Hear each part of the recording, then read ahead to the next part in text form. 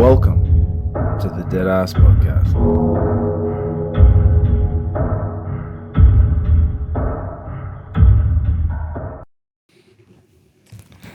Alrighty, legends, welcome to another episode of the Deadass Podcast here, capturing eulogies and stories. And today we have got a longtime friend of the funeral industry of ours, Mr. Keith Patten. How are you, sir? Oh, I'm really well, thanks, bro. That's good. Better known to the community as Preacher. Absolutely.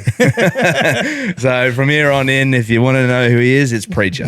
Yep, exactly. Mate, you've been involved in many aspects of the funeral industry over the years, and some I really would love to discuss with you. There's some great things and some great insights to some experiences that you've been through and that you've gone through. Yep. But what we might do first is we might get a bit of an idea of who you are as a person, where you grew up. Yep. Yeah, and it'd be great to get a bit of a background of yourself. For me, even for myself too, mate, because I've known you in the recent years, but there's a lot of things I don't know about you from your younger days and all the things. Yeah, so where'd you grow up and all that sort of stuff, mate? Okay, so let's start. I was born and bred, actually, the other morning I woke up and I went, bugger it, I'm the same age as old people now. I realised that 3 months ago I turned 65. Yeah. Yeah. And officially, I'm an old bloke now. Well, that's technically the number that they put on it at the moment, don't they? So I was born and bred down a little place called Griffith down the middle of New South Wales. Yep, okay. A great little place, irrigated place. And it was funny growing up as a child and then, because I was born in the 50s, that we only had one rule, really, as kids, and that was you had to be home before the street lights come on. I like that rule. Yeah. Yeah, simple. No phones, no technology. It was just out and play with your mates until it got dark, and then you had to be home for tea. Yeah, I like that. That was the rules. And it was rather funny. Mum used to give us 10 cents to go to the pool. So what we'd do as kids is we'd go to Mr. Coronis' store across the road and get 10 cents worth of chips and then go and swim in the main canal all day. Oh, smart. I like that. Yeah. And that's how I grew up as a kid. Yeah. And then it's rather funny. It's not funny, actually, but as you go through life,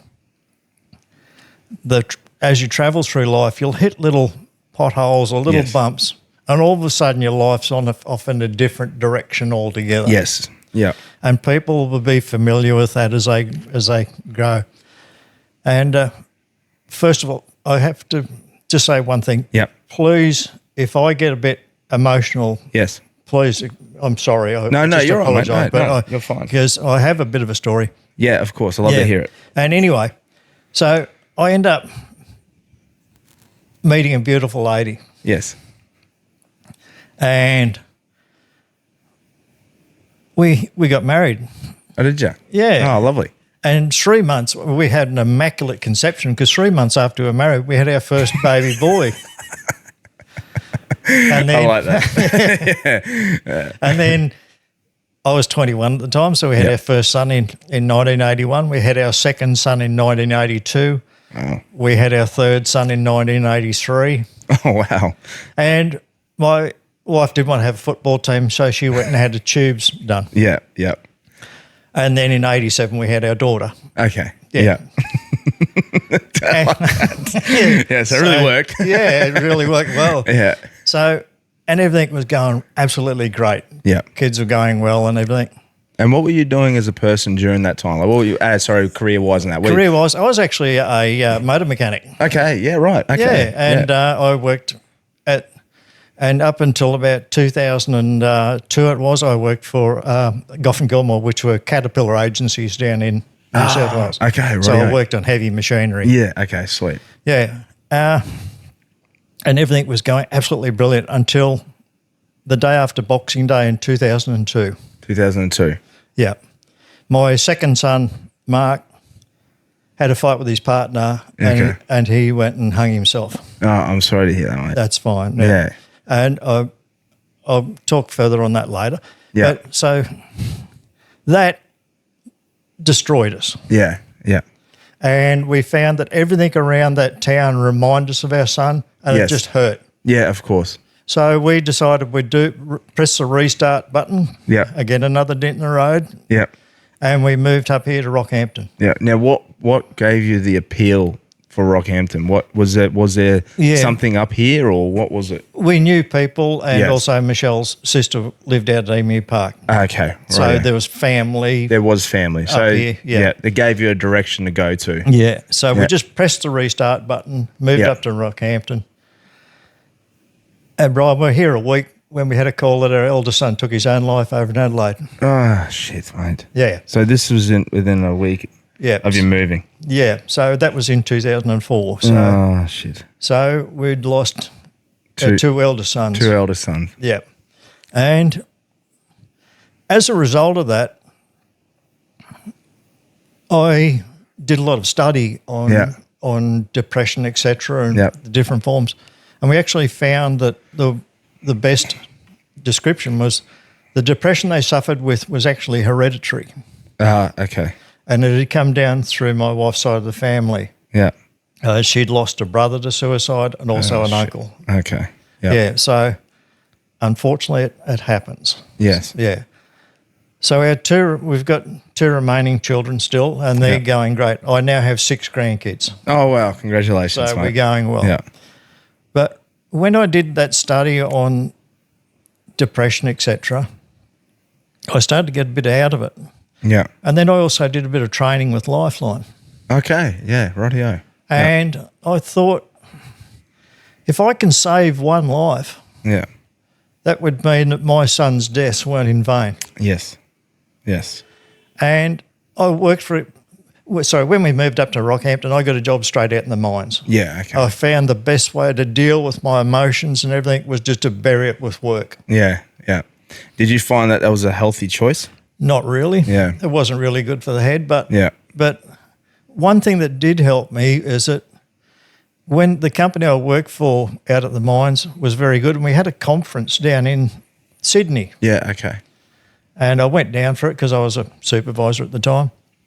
And they said, we've got some free time on the last day, in the last hour actually, if anyone would like to, well, talk about anything you like. And I actually hopped up and gave a presentation about suicide awareness and suicide prevention. Yes. And as I looked around the room, there was about 40 guys there. There was a lot of guys that had tears in their eyes. Yeah. Right. Yeah. Wow. And after I finished my talk, the CEO of the company came up to me and said, "What are you doing in 4 weeks' time?" I said, "I don't know." Yeah. He said, "I'll tell you what you're going to do. You're going to be picked up by this girl and we're going to fly you over here to every site we have in Australia. So you can nice. talk to every member of the workforces about what you've told us today." Yeah. Of course. That's beautiful, mate. So that was my So like your way of inspiration. Yeah. that was my way of dealing with it. Yeah. And I was travelling with a lady from Lifeline at the time, and she said, I said, all I want to do is save a life. Yeah. And she said, "Keith, you're already up to about 187. Yeah. So yeah. Isn't that crazy to think that that's the impact? Yeah. Yeah. Now, so that was my way of dealing with it. Yeah, And of it course. worked fabulously. And yes, I did some podcasts. Yes. And Nice. I put it out there, and I've spoken to community groups, etc., Yeah. in a way to try and help somebody. Of course. Now, I hate statistics because they're terribly cold. Yes. But every day in Australia, we lose 8 people to suicide. Isn't that crazy? You know? And the worst thing is that out of that 8, 6 are males. Yeah. Yeah. Definitely. You know why? Women do something different than blokes, don't they, Brian? Yeah. What do women do that blokes don't do? They confide in other people. Brilliant. They talk. They talk. They talk. And what do women talk about? Everything. Everything. Yeah. Blokes don't. Yeah. That's exactly right. Blokes contain all their emotions. The analogy I'll use is they bottle all their stuff up. Yes. And it's like putting in a bottle of Coke, and they just keep on shaking the bottle until it finally explodes. Yeah. Yeah. And generally when that does, that's with catastrophic consequence. Of course it is. So what we've got to do as blokes is undo the lid every now and again and just Good let analogy. the pressure. Yeah, that's a really good Let analogy. the pressure out. And the best way to do it is to talk. Yeah, definitely. Another analogy is a problem shared is a problem halved. That's a really good one. I like that. Yeah. All right. Yeah, I like that. So if your emotional levels are up here, by simply talking about it and how you're feeling and what's happening in your life, you'll take them back down to here, which is a manageable level. Of course. Yeah, definitely. I like that. Yeah, that's a good one. So guys have got to learn to communicate. Yeah. Now, this is what, as I mentioned, I got old the other day. So I've actually retired, but from the mines, etc. But I found myself going down to the Emu Park men's shed. Yeah, I was going to ask you about that. Now, the men's shed. Did you know there is more men's sheds in Australia than there is McDonald's restaurants? I did not know that at all. That is an absolute fact. Is it really? Yes. Wow, that's cool to know. And the whole objective of men's sheds, it's about men's mental health. Yes. It gets them out of their house Yeah. and gets them down with a bunch of blokes where they can do something or do nothing, but just work shoulder to shoulder with another guy and talk about their problems. How have you found that? You find Absolutely brilliant. Yeah. And I have a lot of guys, and I've got to confess, I did have one of our members who was, in his 70s, and he confessed to me that he had contemplated taking his own life. Yeah, look, you know what? One thing is I applaud him for having the courage to share that with you. So that's really good. That's what happens. Yeah. So blokes can talk about anything. Yeah. And the greatest other thing about men's sheds is you'll have a little task and you'll be working it on your bench, but you'll have about 8 guys hanging over your shoulder giving you more advice on how the proper way to do it. So that works very well. I like that. Yeah. So, and because you've been helping support that as well. You've been involved with the raffles and everything as well. Absolutely, yeah. And the reason why I know that is I've been seeing you down there, mate. Because for the listeners who've been hearing some of the other episodes, I've been the watering hole for me lately has been the Pine Beach Absolutely beautiful hotel. And we got to applaud Keith Jackson out there for allowing us to come along there on Thursday night. And also the people that go there, it's absolutely fantastic. I love the atmosphere there. Yeah, it's one of my favourite pubs to go to. Emu Park is my favourite town of all. It's just a beautiful town, beautiful people. Yeah. It is. Yeah. So that's a bit about what got me involved in suicide awareness and suicide prevention. And I employ any of our listeners that are having difficulty. Yes. Please just talk. Yeah, talking. That's the first thing. Absolutely talk. You've seen it yourself personally. Absolutely. You've been involved in the funerals as well. Like you've quite regularly spoken at funerals. You've participated in conducting services. Yep. You're the OG person when it came to the final ride. Yep. Having the Harley Hearse here in town. That's where I got my inspiration from. Yep. And so you've seen also too, not just yourself personally, but you've witnessed many times the after effect of doing such a thing and the impact that it has on those families that are left behind. It might fix that person's problems, but it creates so many more for the family. That's right. Yeah. It's interesting how I actually got involved in that. I was going to ask you that. And it's another story again, another little dent in the road. Yes. Now, please excuse me.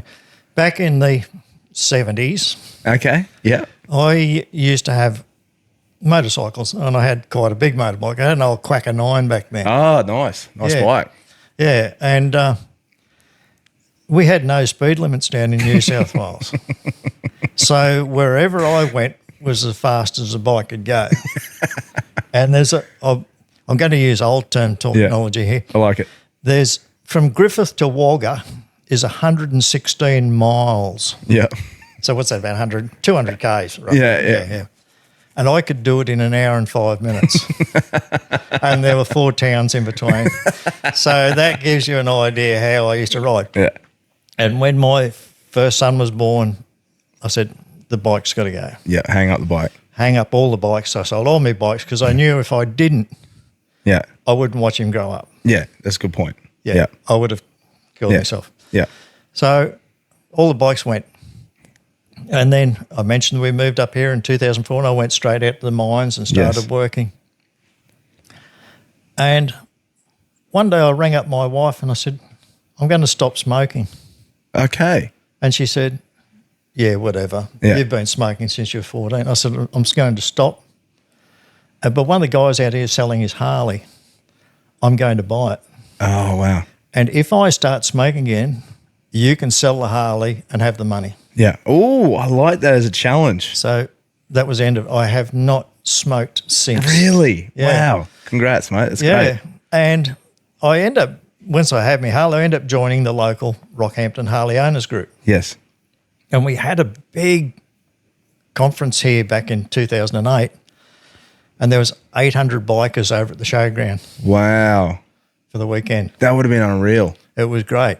And would you believe, Finlayson and Mackenzie gave us a coffin to use as an esky. Oh, that's right. That's right. And one of the girls approached me and said the esky was given to us to be used as an esky. Yes. Yeah. So one of the girls approached me. It was actually Nasty. Nurse Nasty, yeah. And said, could you knock up something we can drag this coffin around with and sell alcohol out of it? Yeah. I said, yeah, no worries. Let's put it on a sidecar like in the movie Stone. Oh, wow. What a great reference. Yeah, Oh, brilliant. And she said, that's a great idea. And I thought about it and I went down to the Harley shop and bought another brand spanking new Harley Davidson and had a professionally made sidecar for it. Yeah. So, And that's where the Harley Hearse came Harley from. Hearse from. Yeah. There we go. And then, so that would have been, how long did you have that bike for? Geez, you had that for a while. I had didn't it you? for ages. Yeah. But as you realise, Brian, they're absolute cows, the things to ride. Of course they are. Yeah, they don't handle it.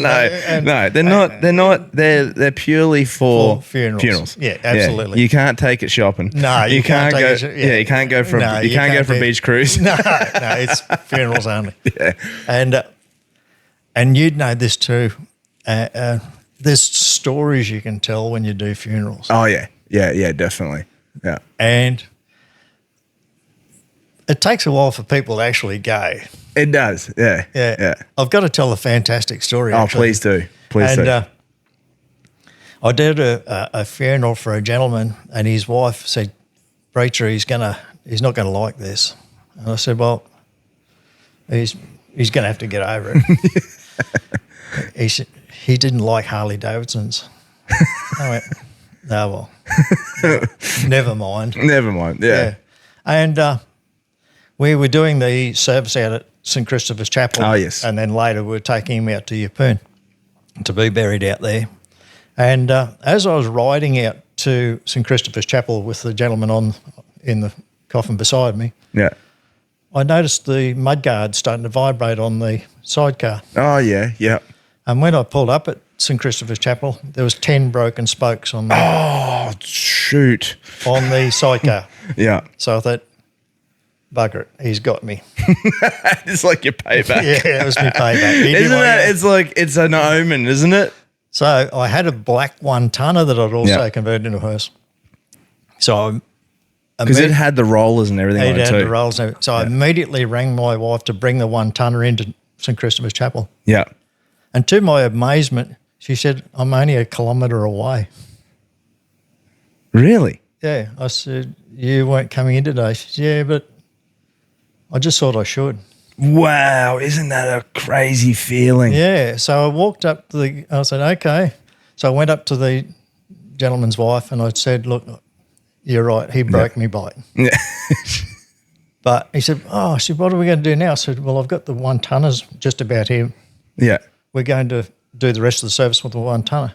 He said, "Oh, that's great. He loved one-tonners." Oh, jeez. Isn't that an omen? That's that's some woo-woo right there. Yeah. That's some real woo-woo. He got his payback. He got his payback. Yeah. I did say on the podcast, on the Proper Tree Arm podcast with Knuckles about the one time. Did you ever meet Brian Breslin? He was a funeral director down in Yeppoon. Yes, he had his own funeral business for a while there. Yep. Had health issues, and it forced him to retire. Yeah. And it was bought out by the other company. And then later on in his life, I was sort of going into Gladstone offering services, and he was helping me. Great bloke, absolute legend, and was helping me like so much. Anyway, this is that same sort of omen thing. This is woo-woo. He wanted me to look after his cremation. He was terminal.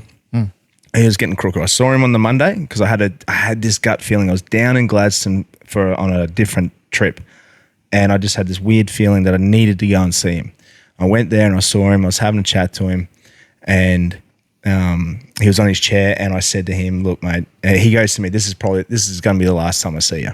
And I said, "Yeah, that might be the case, but I'll see you."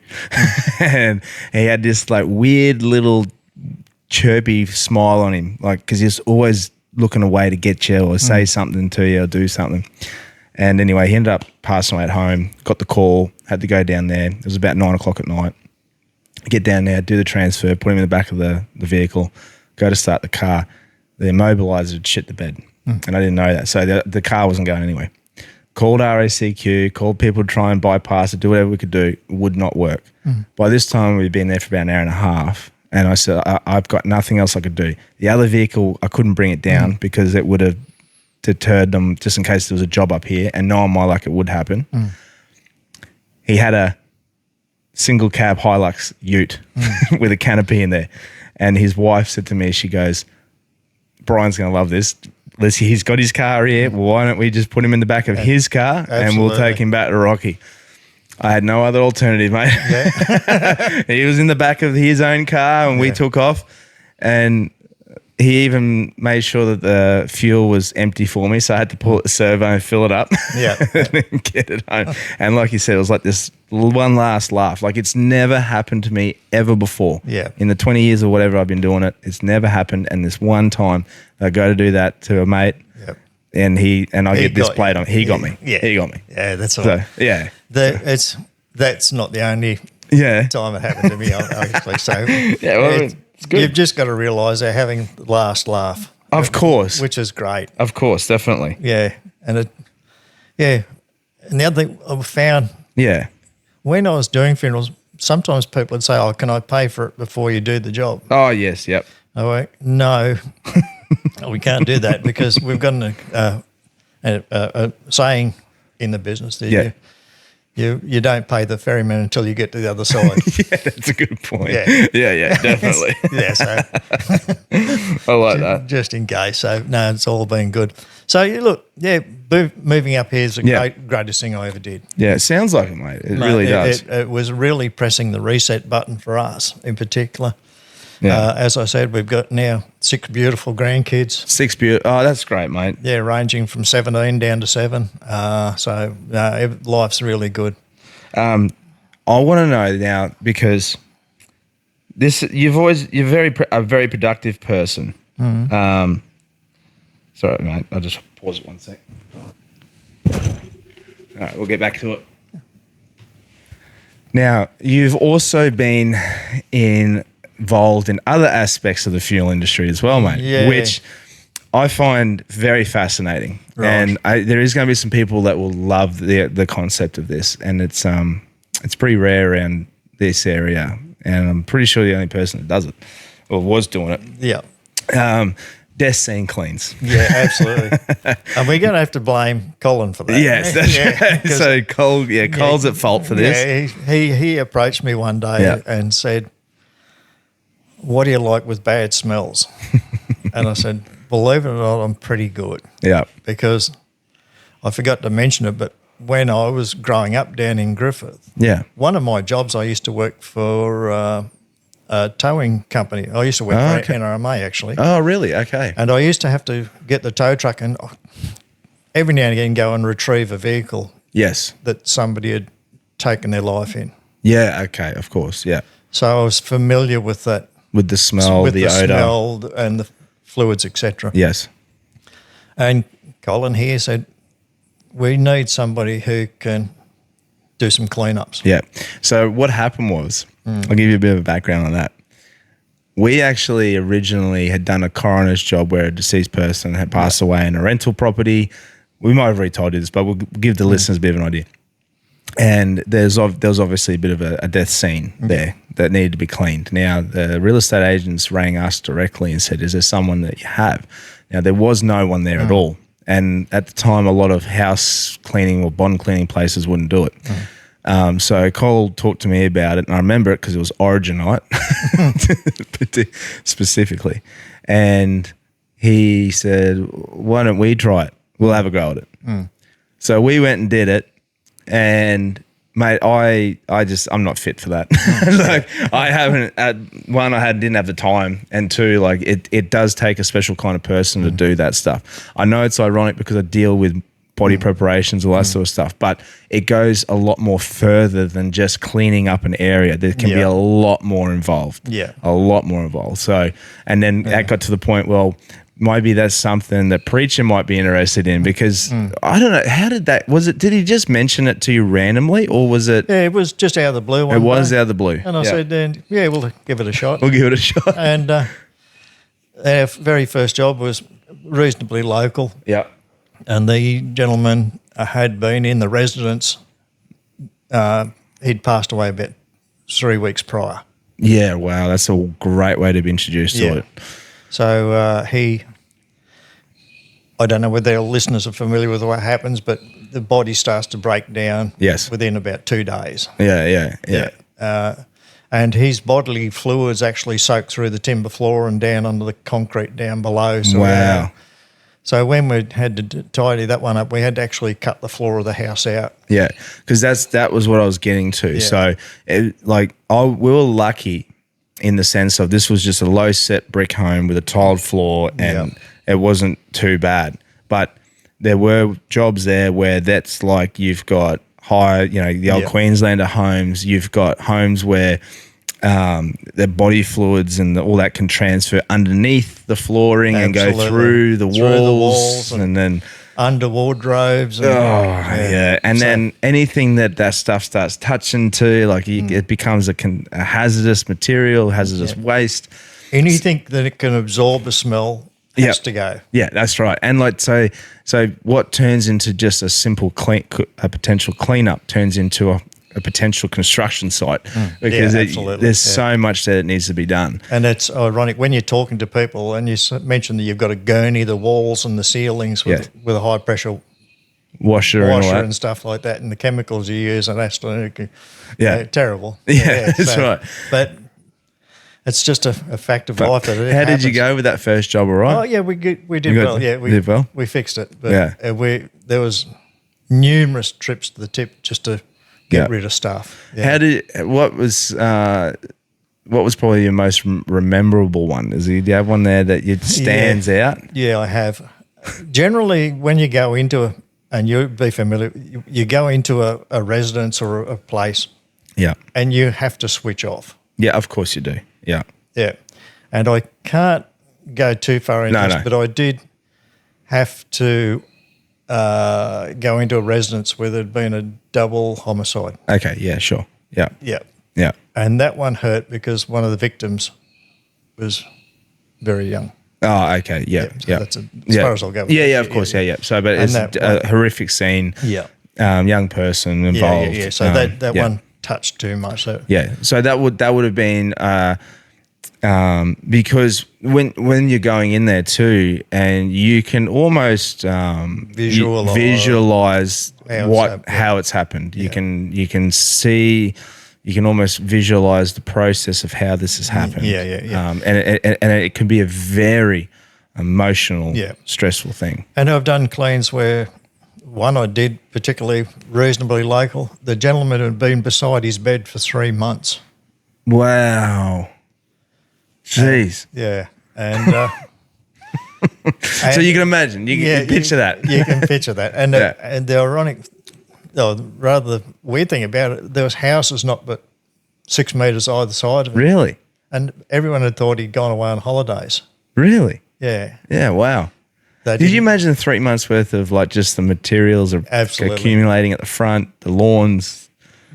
Could you imagine 3 months of dead blowflies in. Oh, jeez. Yeah, that's the sort of thing that Yeah, happens. yeah. So you can see why it's not just restricted to one room. It can permeate through everything. It goes through everything. Everything. And if you've got a deceased person in a house that's been locked up in there for 3 months, you can imagine the extent of the repairing and the cleaning and everything that would be involved with it. Yeah. How did you find it after you did your first one? Were you like, you know what, I can do this? I realised it wasn't impossible. I got into it. You got into it? Yeah, I got into it.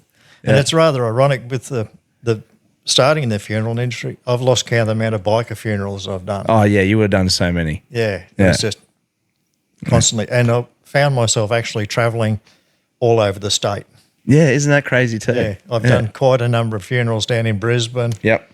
Mackay regularly. Yep. Yeah, so I just found myself going everywhere. Yeah. And then you're also not just doing the funerals, you actually spoke on the funerals as well. Yeah, you did some celebrant work as like a reader. Yeah, I found being a celebrant was easy for me because I had empathy for what people are going through. Hence is that where you got the nickname Preacher? Yeah, it was actually given to me by the biker community. Was it? Okay, I like that. Yeah, sweet. Yeah, they didn't want to call me a priest because you'll have to forgive me, but I'm not terribly religious, so that's what they hit me with. Yeah, Preacher. I like Preacher. it. So that sort of stuck. Yeah. So I've been a celebrant at many funerals. Yeah. Yeah. No, that's I've cool. also actually had to do funerals where the gentlemen had taken their own lives. Yeah, of course. Yeah. So how did you find those, mate? That was not too bad. I actually made a point of bringing it up in the funeral service to remind all of the young fellows there to talk about it. Yeah, so don't let this be a reoccurrence. Yeah. Of course, yeah, definitely. Yeah. I think it is very important to discuss that stuff. And again, what we've got to do is get blokes to talk about their problems. Yes, that's exactly right. Undo that lid on that bottle, let the pressure out. Yes, definitely. Yeah. No, it is. It's very important. Also too, like, I know that you have a genuine empathy for people that go through that stuff because I know that you did take the effort to call myself not long after my brother had taken his own life, and you did reach out to me and offer like sympathy, but also a person to talk to, support if need be. So that was really nice of you to do that, mate. I never really had the opportunity to thank you for it. That's all right. But just for the listeners to know that there is a genuine, you have a genuine empathy and genuine relatability to that those people going through that stuff. So, yeah, absolutely. Yeah. So no, it's really nice here to talk about that stuff, mate. It's very hard. It can be very hard for people to discuss that stuff, understandably. But I think it's these days now we're in a society where it is more accepting. It is more open. We encourage people to talk about that stuff. I think being stoic and not wanting to talk about that stuff, that's the old school mentality. It's what you grew up to. It's a generational thing It is a generational thing, but unfortunately, and it has been in the male society since the beginning of time that it is. As blokes, we don't talk about our problems because it's a sign of weakness. Yeah. And that's bullshit. Of course it is. Yeah, because definitely. It's not weak, and it's there's no sign of it's venting. It's venting, and to do that, as I say, you're lowering. You're halving the problem. You're halving the problem. Yeah, just getting it off your chest and talking about it. Now, going back to your bike real quick. Yep. So you had you decided I've had enough of 3 wheels. Yep. I need to go to 5. Yeah. Right. Now you've been eyeing off that what do you call it? What do you call it? A trailer? Do you call it what do you call it? Yeah, it's a trailer hearse. It's a trailer hearse. Yeah. Trailer hearse. But it's a very unique piece. Yeah, it is. I was approached by a local company. Yes. Who had imported it from the States. They also imported a horse-drawn hearse. That's right. They did too. Yeah. And they approached me, and I thought about it, and I said, and then one day I bit the bullet and said, yeah, I'll buy that. Yeah. And then I needed something to tow it with. Yeah. So I looked around and I found that boom trike. Yeah, yeah. And it's brilliant. Is it? You enjoy it? It handles like it's on rails, Yeah, it would too. and it looks classy. It's so unique, isn't it? Yeah, it is. It's a real eye turner. Yeah, isn't it? Yeah, and it's done quite a number of funerals again itself. Yeah, it has. Yeah. So it's. Do you use it? Do you take it on a take off the hearse part? Do you take it for a casual ride itself? Every now and again, every just now to and again? get Keep it fresh. Yeah, blow the cobwebs out of it. We'll say, yeah. And I've actually been I was approached a number of times to do joy rides for people. That's a cool idea. Yeah, I couldn't really charge them because that would require different insurance, and so we just did it as a voluntary thing. Oh, that's nice, yeah. And I did a lady who had not long to live. Yeah, okay, And that was on her bucket list, so we did that. Oh, that's really cool, mate. So that was great, and yeah, I got a lot of enjoyment out of that. No, I like that. Yeah, that's really cool. Yeah. So, mate, you're living the retired years these days, mate. Rather ironic is that when I'd finished up at the mines, because I was on varying rosters, my wife said, "I don't care what you do, but the next thing you're going to buy is another block of ground and put a shed on it, and you're going to go there every other week and stay there." Because she was used to that. Yeah, the lifestyle. Her having her week on, week off. Right. And actually that didn't ever happen. So But ironically, I started going to the men's shed 3 mornings a week. Yes. And then all of a sudden I copped, "Oh, you're never home. You're always down there, buddy." So it doesn't. You're not going to win. You don't win. You got to grin and bear it. Yeah, and of course. Definitely. And as I say, you get down there and you can either do something or do nothing. Yeah. But I think, and after being involved in the men's shed after a year, they voted me in on the board, and I'm. Oh, nice! Congratulations. So I'm the provocateur. So I run all the fundraising events. Oh, that's cool. And that's where. And so, how often do you do those fundraisers? Well, like most community groups in and around the area, we got involved with doing sausage chisels at Bunnings, etc. Yeah. And then Keith Jackson from the Pine Beach Hotel approached me one day. He said, "Oh, look, do you want to run a raffle here on Friday night?" Yeah. And I said, "Oh, yeah, that'd be good. Yeah, we can do that." Yep. He said, "Well, we have to share it with the football club, etc., etc." Yeah. And then I said, "Yeah, no worries." I had to chat to the guys about it, and they said, "Yeah, it's a great idea." Oh, good. And anyway, it turns out that the Friday nights were all booked out. Okay. But they have a members draw there on Thursday night. Thursday, yeah. And so Keith actually offered that to us if we'd like to run a raffle. That's a good idea. And we did. And we made quite a bit of money. Excellent. That night, yeah. And well, it's gone to a good thing, mate. Well, it does. And people are happy to do that. Yeah. I mean, and majority of the patrons there in the main bar are usually guys, and absolutely. and happy there to support. Yeah. I felt a good cause. With the men's sheds as such, they are quite expensive to run. I could imagine it would be because of the insurances, etc., and public liability. Yeah, it costs a lot of money to keep a shed open. It would. So that helps to top up that. But not only that, it allows us to buy more equipment once stuff breaks, or if we need bits and pieces, we can just go out and buy it. There was actually, we've been, I'm not sure if it's, how many men's sheds are around here? There's 4 locally. You've got 4 locally. Yeah, you've got the gentleman underneath the PCYC here off the old bridge. Yep. Up at the university, there's another shed out there. Yep. You've got the guys out at Gracemere. Yeah. Yeah. I know from one of them you've got another 2 in Yeppoon. 2 in Yeppoon? Oh, wow. Us in and then Emu Park. Yeah. It's pretty hard not to miss you boys, but when you come in, because it's like the first shed on the right. Absolutely. I love it. I'm not sure which men's shed it is, but we have been purchasing handcrafted Ashes timber boxes from one of the men's sheds. I'm not sure which one it is, but they're great. Yeah. They're fantastic. And it just goes to show some of the craftsmanship and the work, because you also too, you got a lot of those guys. They're they've got some skills. Absolutely. You know, and it hands on. These guys are great. They're up. And and a lot of places are missing out on that talent. Yeah. And not only old blokes go to men's sheds. Yeah, okay. We get a lot of young people You too. do too. Yeah. Okay, cool. There you go. That's my ignorance. Yeah. So, and we have young ones there, and it was absolutely great there last year. We had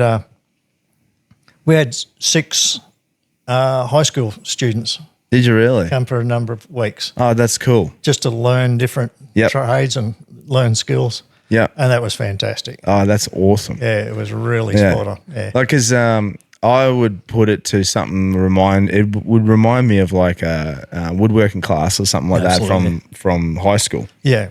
And there is also metalwork. There is metalwork and that stuff as well. So Yep.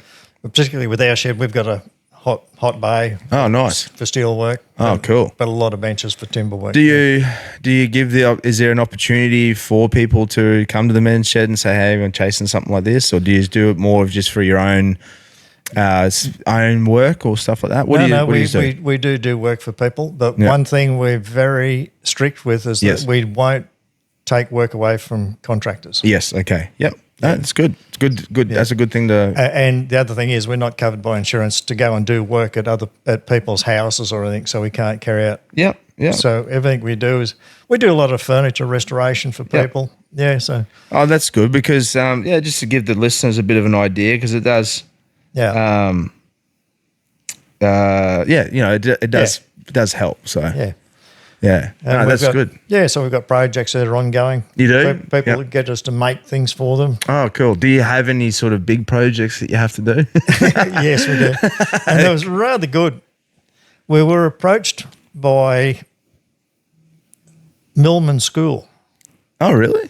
Now, Millman, Millman's, yeah, it's a great place. Millman is a little town it's a little place, and it's about 20 k's north of the caves. Yes, yeah. Yeah, you've got to turn off the road to get up into it. Yeah. And it has a school there. I didn't even know Millman had a school. It has a school. It has a brilliant school. Yeah. And that school has 4 students. Wow. Now, if you can imagine it, the schooling that those kids would get is one-on-one. Oh, yeah, that's it. I mean, you're getting personalised schooling. Yeah. And we were approached, and I've got to give a big pat on the back to Bunnings at Yeppoon. Okay. Bunnings at Yeppoon actually donated to Millman School really a number of raised garden beds. Oh, that's nice of them. And the kids actually grow their own vegetables. Wow, that's awesome. So they're being taught not only stuff theoretically, but practically. But they're getting life skills. That's awesome. Yeah, so, and we were approached to make the kids a roadside store. Oh, that's awesome. And the locals actually put food in it. Oh, that's awesome. And the kids put the stuff in there, and it just helps to generate money. I wonder how often they do that. Yeah, so I was approached by that, and I went out and had a look at the school. Yep. So we've made a roadside store, but we've made it to look exactly like the school behind it. That's cool. Same colours with a weatherboard pattern on it. Yeah, a miniature, like a scaled model of it. Scaled model of the school as their roadside store. Yeah. So we did that, and that was absolutely fantastic. Oh, that's cool. And again, a big bit of praise to Bunnings at Yeppoon. They donated all the timber for it. Oh, shout out to them for that. Yeah, that's unreal. Yeah. That's really cool. It's cool that they're getting back in local communities like Absolutely, yeah. They give 100%. Yeah, so it was good. And I've got now a favourite coffee mug that was donated. It was given to me by the school for making this. Oh, really? So, yeah, it was 3 or 4 of us got stuck in and felt the thing. But yeah. I don't know, but that's a cool little reminder of some of the positivity and all the bits and pieces that you're involved. You know what I mean? Yeah. It's just, It put a real buzz in your step, wouldn't it? And the kids also gave us a lovely thank you card, which so it was absolutely stunning. Yeah. Oh, mate, that's great. Yeah. I love hearing that. That's fantastic. That's really cool. We make regularly picnic tables. Yep. Oh, cool. Yeah. And benches. And I think one of the up-and-coming projects we might have, we only discussed it the other day, is making some roadside libraries. Roadside libraries, yeah. Is that the ones where they? Yeah. Is it like a swap thing? The swap thing. You can either go there and swap a book, or you can. Yeah. That's a cool idea. Yeah. So we're contemplating making a couple of those and putting them around the Emu Park area. Yeah. Yeah, just for the locals. Yeah. For some of the listeners who are sort of interstate and overseas and that, like Emu Park is like a great little local side community, beachside community. It's like the way I describe it, it's like a little country town, but it's on the beach. Yeah, that's a perfect way to describe it. Yeah, definitely. And like myself and my family and my wife and my kids, we've religiously spent every Christmas there since since before even the kids were born. Yeah. And we love the place. I just fell in love with it. Every year, just so excited to go there. And it was probably about 8 years ago that the wife and I decided that, hey, look, let's try and make the opportunity to be able to invest in a beach house. Yeah. And it took us 8 years, but we got there. Yeah. And that's what we had this year. And we had our first Christmas down there at the beach house, and it was just a fantastic time, great time. That's why I kept seeing you every day, because mate, I was making the pub my home. Yeah. I was loving it, loving everything about it, loving the atmosphere down there. And the good thing about it is, as you're aware, you go down to Emu Park, it'll be 6 degrees cooler than Rockhampton. Rockhampton, yeah, definitely. And it's noticeably different at the moment because Rocky is steaming hot. Yeah, absolutely. So I highly recommend to the listeners, if you're ever travelling up this way, and you'll hear of Rockhampton, you'll hear of Yeppoon, but you might not hear of Emu Park. No. And Emu Park is the same distance technically. If you were to leave Rocky to go to Yeppoon, it's sort of the same distance to get to Emu Park. Absolutely. You know, it's a great little town. It's a picturesque town, actually. It is, with a lot of history. It does, yeah. And a number of years ago, I was given actually a book of the history of Emu Park. Oh, really? And it dates back to 1880 and earlier. Yeah. And I don't know whether you know, Brian, but as you're coming into Emu Park, there's a grave on the side of the road. Yes.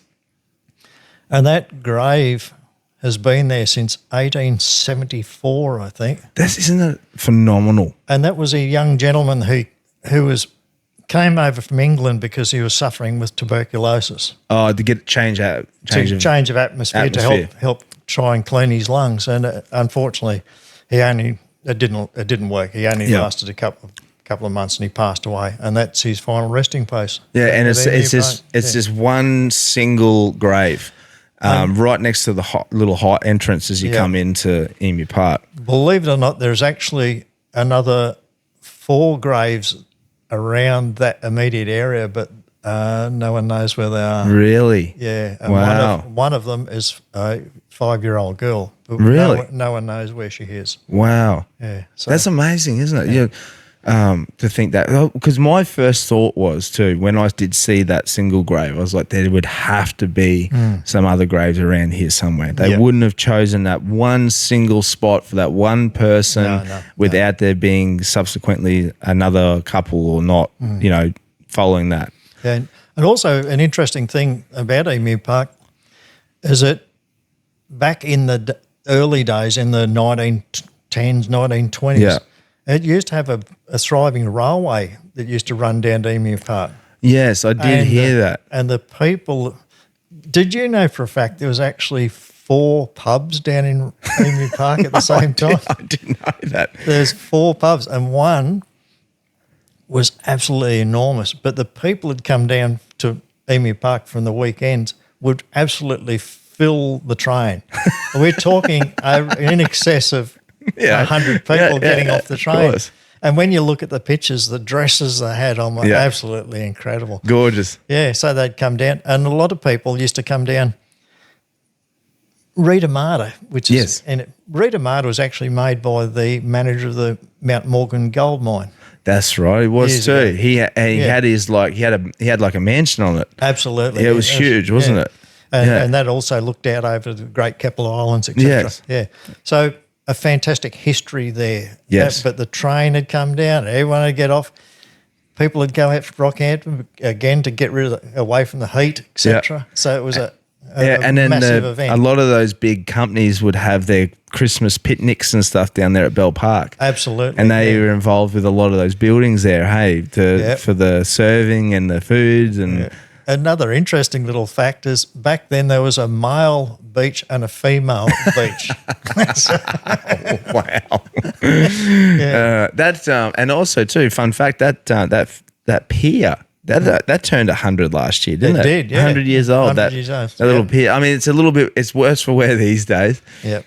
I'm led to believe Rhodes Watson's actually undertaking to do a lot of fundraising to rebuild that. That's cool. I love how they're going to try and restore that and it keep needs that going. doing. Yeah. Again, it's a piece of our local history. Oh, of course it is. Definitely. I love how it's sort of kept that sort of, it's kept that little bit of history there. It hasn't imposed like massive development. Like there's certain necessities that you definitely need. You needed somewhere where you could have a place to go to shopping and grab food, and because there is growth there. There has been, going out either side of Emu Park. There's obviously expansion and more places are being built and stuff like that. So there is certain minimum requirements I would expect to have of a town. But it's cool that it's only sort of it hasn't blown out of proportion and just the way I big high rises all everywhere and all that sort of stuff. And Yeppoon's a touristy place, where Emu Park's a little bit more laid back. The demographics of Emu Park are a little bit more senior than. Of course. Yeah, definitely.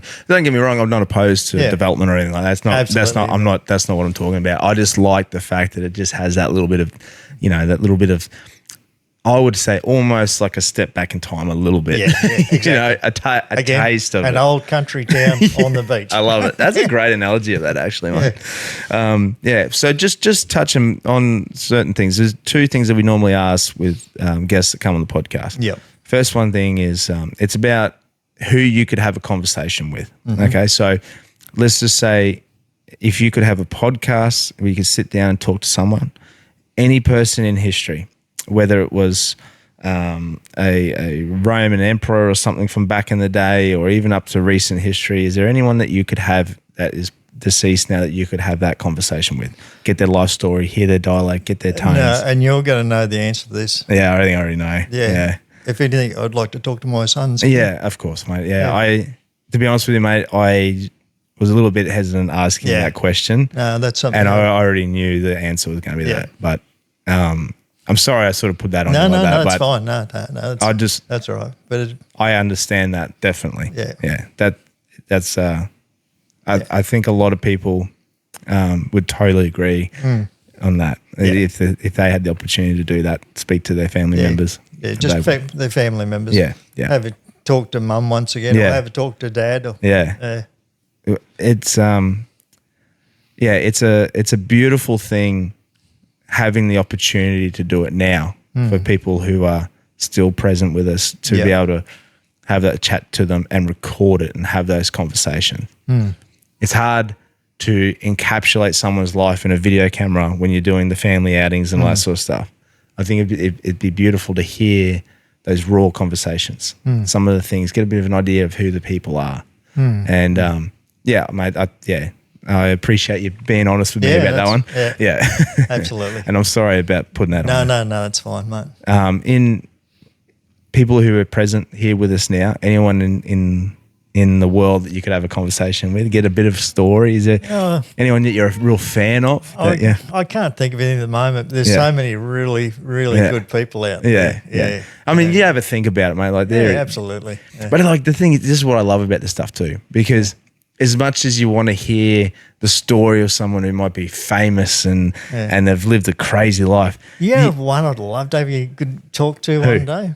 Paul Kelly. Oh, that would be a good one. I reckon he would be absolutely amazing man to talk to. Some of his songs are so inspirational. They are. That's a good, Yeah, he'd be a marvellous guy to talk to. Yeah, I like that one. Even at Christmas time when you hear who's going to make the gravy. And he's a brilliant guy. That is a good one, actually. Yeah. That's a really good one. Yeah. But I want to also just make mention, it doesn't take any credit away from the local barfly down at the pub, mate, who has probably got some of the best yarns. Absolutely. And like that's what I love. I love getting the opportunity to have a chat to some of the local people around here. Get to hear some of their stories. Yeah. I love it. Absolutely love it. Some people have led absolutely amazing lives. And no one would even know. No one would have any idea. Yeah. And I can understand there's a little bit of people being humble about that stuff, but Yeah. some people would love the opportunity to be able to hear those stories, mate. So, Yeah. mate, no, I really appreciate you coming on and sharing those yarns, mate. Absolutely. I'd love to get you back on as a morning show, and we can dive into more of the funeral related stuff that you've gone through as well. No worries. So mate, we'll do that for sure. So Sweet. Appreciate it, mate. Looking Thanks, forward to it. Preacher. Cheers, mate. Have a good one, mate. Will do, Cheers. mate. Thanks. Catch ya.